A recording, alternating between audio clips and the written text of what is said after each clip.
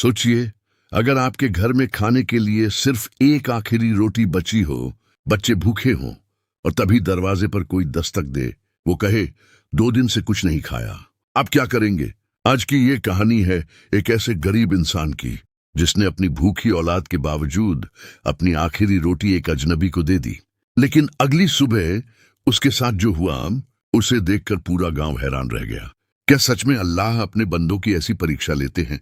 और क्या सच में सब्र का फल तुरंत मिलता है? जानने के लिए वीडियो को आखिर तक जरूर देखें। एक छोटे से गांव में एक गरीब मोची रहता था। उसका नाम हाशिम था। वह दिन भर लोगों के जूते सिलता, लेकिन कमाई इतनी कम थी कि घर में अक्सर भूख लग जाती थी।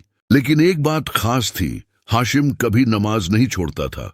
वह हर नमाज के बाद अल्लाह से बस एक दुआ करता, या अल्लाह मुझे इतना दे दे कि मैं भी तेरे रास्ते में खर्च कर सकूं। गांव के लोग उसका मजाक उड़ाते, कहते पहले अपना घर तो संभाल, फिर दान की बात करना। लेकिन हाशिम का यकीन मजबूत था। एक दिन की परीक्षा। एक दिन तेज बारिश हो रही थी। काम बिल्कुल नहीं मिला। घर में खाने के लिए सिर्फ एक रोटी बची थी। उसकी बीवी ने कहा, आज बस यही है, बच्चों को खिला देते हैं। तभी दरवाजे पर दस्तक हुई। बाहर एक बूढ़ा आदमी खड़ा था, भीगा हुआ, कांपता हुआ। उसने कहा, बेटा 2 दिन से कुछ नहीं खाया। हाशिम कुछ पल के लिए रुका। घर में भूखे बच्चे और सामने एक भूखा मुसाफिर। फिर उसने वह आखिरी रोटी उठाई और उस बूढ़े को दे दी। बीवी हैरान रह गई, लेकिन कुछ नहीं बोली। अल्लाह का करिश्मा।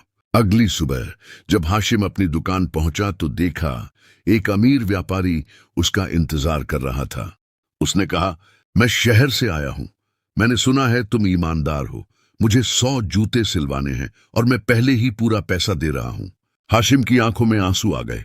उसे समझ आ गया, जिसे उसने आखिरी रोटी दी थी वह उसकी परीक्षा थी।